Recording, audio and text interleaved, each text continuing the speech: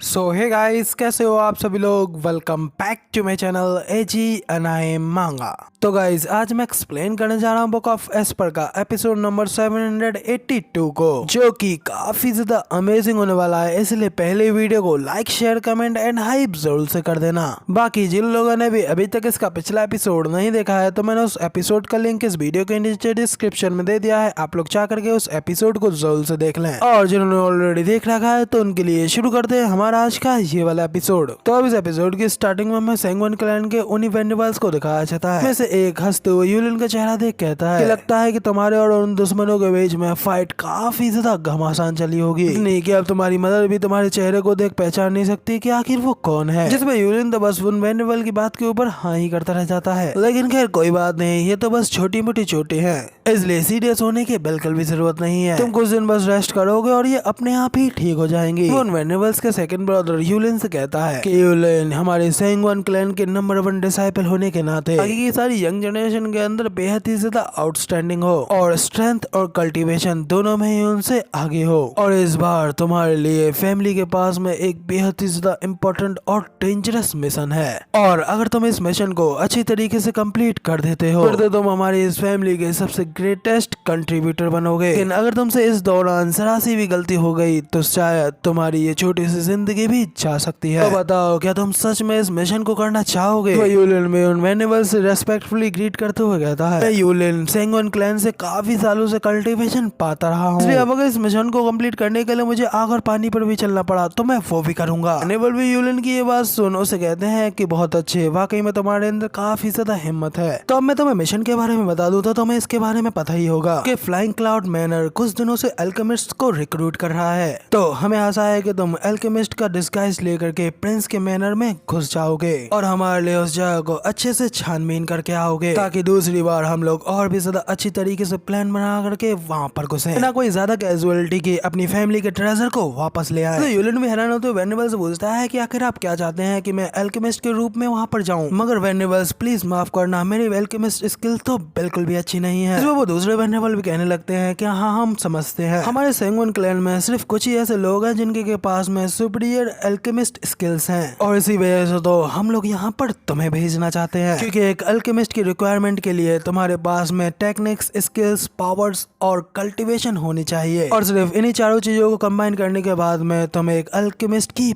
Peak पर पहुंच सकते हो। हालांकि हमारी टेक्निक्स भी अभी टॉप टायर की नहीं है, इसकी भरपाई करने के लिए हम लोग कल्टीवेशन और स्किल पावर का इस्तेमाल करते हैं, और ऐसा माना जाता है कि एक रेडिएंट स्टेज का कल्टीवेटर 7th ग्रेड का अल्केमिस्ट बन सकता है, जबकि एक इथेरियल स्टेज का कल्टीवेटर 8th ग्रेड का, और एक सोल हार्मोनी स्टेज का 9th ग्रेड का, और एक जेनेसिस स्टेज का कल्टीवेटर 10th ग्रेड की पिल को रिफाइन कर सकता है। और इस पूरी दुनिया में एक 11th ग्रेड के अल्केमिस्ट को एक ट्रू मास्टर लेवल फिगर माना जाता है, जबकि हम तीनों अपनी स्किल्स के हिसाब से एक 9th ग्रेड की पिल और रेयरली एक 10th ग्रेड की पिल को बना सकते हैं। और इस सेंस में हम लोग यहाँ पर कोई रियल अल्केमिस्ट नहीं है, और ना ही हम लोग एक एक्सपर्ट ग्रैंड मास्टर के बराबर के हैं। और रही बात तुम्हारी एस्टिमेट की, तो तुम तो यहाँ पर एक 7th ग्रेड के अल्केमिस्ट भी नहीं कहलाए जाओगे, और ज्यादा से ज्यादा तुम यहाँ पर सिर्फ एक 6th ग्रेड की पिल को ही बना सकते हो। लेकिन जब इसमें टेक्निक की कमी पड़ती है तो इसे कल्टीवेशन के द्वारा पूरा किया जाता है। तुम इतने समय एक सोल हार्मोनी स्टेज के कल्टीवेटर हो, हम लोग अगले कुछ दिनों तक तुम्हें कुछ सीक्रेट अल्केमिस्ट आर्ट्स सिखाएंगे, जिसके बाद शायद से तुम एक 8th ग्रेड के अल्केमिस्ट तक पहुंच पाओगे, जो कि शायद तुम्हारे लिए प्रिंस मैनर में एंट्री लेकर इन्वेस्टिगेट करने के लिए काफी रहे। उन तीनों वेंडिबल की ये सारी बातें सुनने के बाद में यूलिन पहले तो अपने मन में कहता है, इस तरीके से चुपके से फ्लाइंग क्लाउड प्रिंस मैनर में घुसना बेहद ही ज्यादा खतरनाक और मुश्किल काम है, और अगर मैं ये करते हुए वहाँ पर पकड़ा गया तो निश्चित रूप से मुझे वहाँ पर मार दिया जाएगा। ना सोचते हुए फिर वो हैरान होकर के बाकी के वेंडिबल से कहता है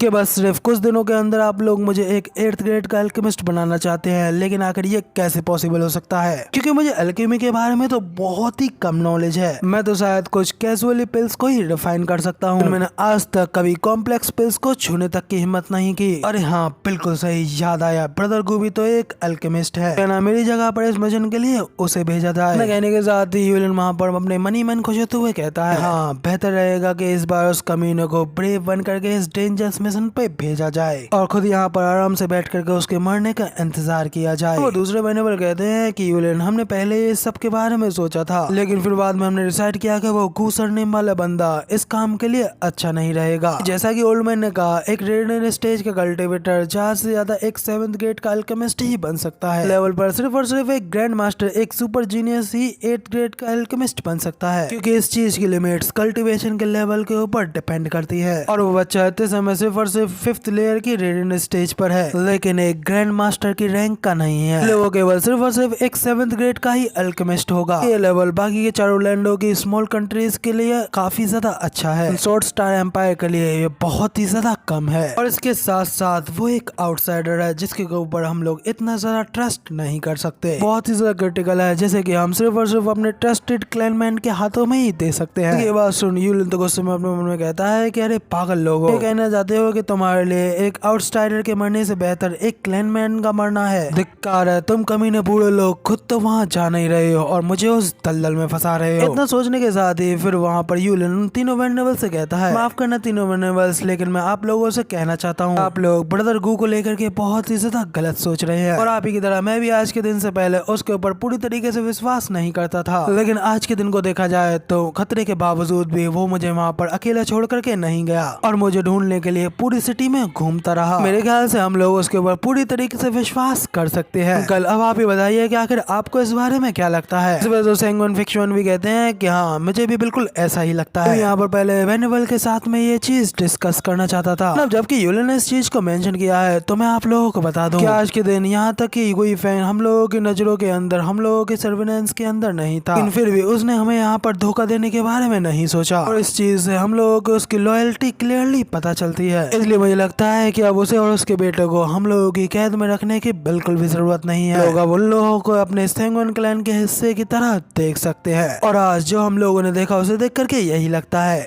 उस लड़के में वाकई में काफी ज्यादा साहस है, जो कि हमारे सेंगन क्लैन के नेचर से फिट बैठता है। तो वहाँ पर वो फर्स्ट ब्रदर कहता है कि फिक्शन, हम लोग तुम्हारे जजमेंट के ऊपर विश्वास कर रहे हैं, लेकिन उस मैनर के अंदर घुसने का ये टास्क बेहद ही ज्यादा क्रूशियल है। तो यूलिन फिर से उसे कहने लगता है कि वेनेबल, प्लीज ब्रदर गू को इस बार ये चांस दीजिए। वो बंदा वाकई में हमारे क्लैन में ज्वाइन होने के लिए काफी ज्यादा हार्ड वर्क कर रहा है। क्योंकि वहीं पे यूलिन को ये सब कुछ करता हुआ देख करके क्लैन हेड को भी थोड़ा शक होने लगता है और अपने मन में कहते हैं कि आखिर एक दिन एक साथ घूमने की वजह से आखिर इसके साथ में ऐसा क्यों हो रहा है? यही वो संबंध होता है जो कि दो पुरुषों के बीच पनपता है, जिन्होंने की एक साथ मिलकर के मुसीबतों का सामना किया हो। मेरे ख्याल से तो ऐसा ही होना चाहिए। तो सोचने के बाद में फिर क्लैनेट सेंगन फिक्सन भी अपने वेनेबल से कहते हैं, वेनेबल्स, गुई फेंग एक ट्रू अल्केमिस्ट है, फिर भले ही वो एक 7th ग्रेड का ही क्यों ना हो, लेकिन फिर भी वो एक अनमोल रतन है। इसलिए मुझे लगता है कि बड़ा जाल बचाने से हम लोगों को ही फायदा होगा ना, हम लोग इन दोनों को एक साथ ही उस मैनर के अंदर इन्फ्लेट करने के लिए भेजे। में से चाहे कोई भी अंदर घुसने में कामयाब हो जाए, बात बिल्कुल सेम ही रहेगी। तो वेनेबल भी कुछ देर विचार करते हुए कहते हैं कि हाँ, अगर ऐसी बात है तो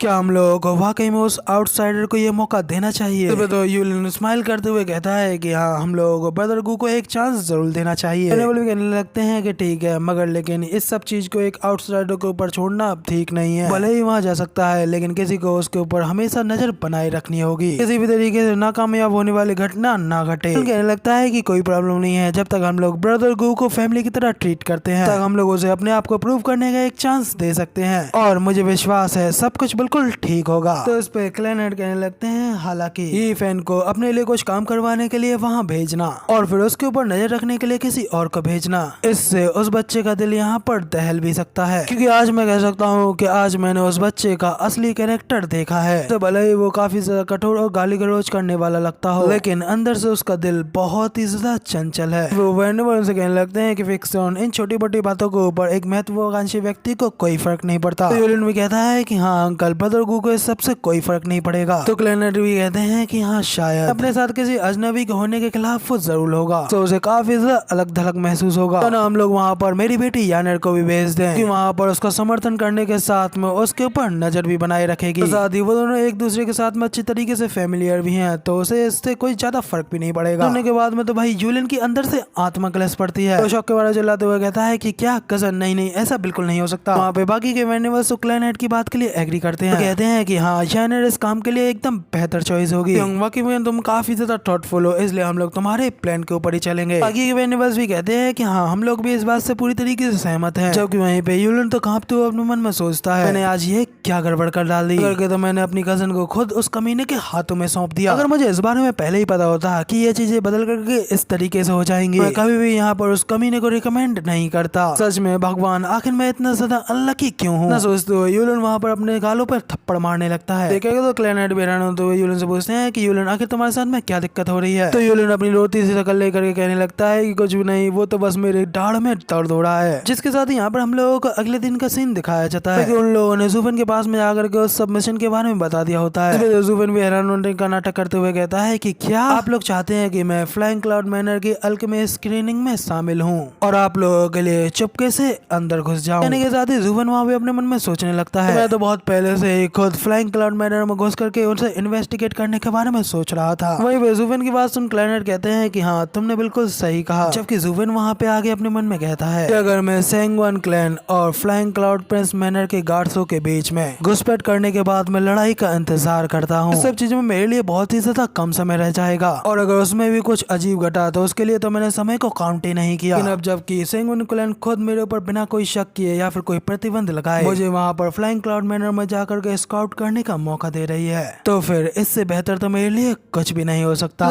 ज़ूफन स्माइल करते हुए उन लोगों से कहता है, सेंगवन क्लैन में हम दोनों बाप बेटों को अपना हिस्सा बनाने के बाद अपने क्लैन के लिए इतना बड़ा योगदान देना मेरे लिए सम्मान की बात है। शुक्रिया शुक्रिया अंकल, मुझे ये करने का चांस देने के लिए।